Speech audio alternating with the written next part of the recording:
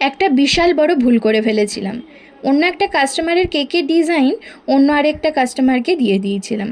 তো কেকটা বানানো হয়ে যাবার পর যেমন যথারীতি আমি কাস্টমারদেরকে ছবি পাঠাই, সেরকমভাবে আমি ছবি পাঠিয়েছি। তারপর যে দিদিটাকে ছবিটা পাঠিয়েছিলাম সে কেকটা দেখার পর বলছে, না এই কেকটা তো আমার না। তো তারপরে তো আমি রীতিমতো ঘাবড়ে যাই যে তাহলে কি আমি অন্য কেক বানিয়ে ফেললাম। দিয়ে যখন হোয়াটসঅ্যাপটা আমি চেক করে দেখছি যে অন্য আরেকজনের যে কেকের অর্ডারটা ছিল সেই কেকের অর্ডারটা আমি এই ফ্লেভারের ক্ষেত্রে বানিয়ে ফেলেছি। তো তারপরে তো আর কিছু করার ছিল না। তাও দিদিটা অনেক ভালো ছিল, আমাকে বেশ খানিকক্ষণের জন্য টাইম দিয়েছিল, সেই কারণে আমি আবার তাকে অন্য আরেকটা কেকের ফ্লেভার দিয়ে বানিয়ে দিতে পেরেছিলাম। তো টাচউড যে আমার যারা কাস্টমার বা ক্লায়েন্ট আছেন তারা খুবই ভালো, আমাকে অনেকটা কোঅপারেট করেন, না হলে এত ভালোভাবে এত সাকসেসফুলি বিজনেসটা রান করানো যেত না।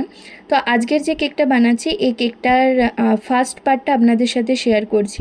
এটা একটা 3 টায়ার কেকের ডিজাইনের ভিডিও আপনাদের সাথে শেয়ার করছি। শুধুমাত্র কেকের লেয়ারিং, কেকের আইসিং আর কেকের বেস ফিনিশিংটা পর্যন্তই আপনাদের সাথে শেয়ার করে রাখছি। পরের নেক্সট পার্টে আমি কেকটা কিভাবে অ্যাসেম্বল করলাম বা কেকটা কিভাবে ডিজাইন করলাম, ডেকোরেট করলাম, সেগুলো সমস্ত কিছু আপনাদের সাথে শেয়ার করে নেব। ভিডিওটা যদি ভালো লেগে থাকে অবশ্যই সকলে লাইক, কমেন্ট, শেয়ার করে পাশে থাকবেন। আর অবশ্যই চ্যানেলটা আমার সাবস্ক্রাইব করতে ভুলবেন না এরকম আরও নতুন নতুন ভিডিও দেখার জন্য। আর হ্যাঁ, আরেকটা মোস্ট ইম্পর্ট্যান্ট কথা, আগামী মাস থেকে শুরু হতে চলেছে আমাদের বেসিক টু অ্যাডভান্স লেভেলের কেকের ওয়ার্কশপ। যারা যারা জয়েন করতে চাইছেন আমি ক্যাপশনে নাম্বার দিয়ে দেবো, অফলাইন অনলাইন বোথই অ্যাভেলেবেল আছে।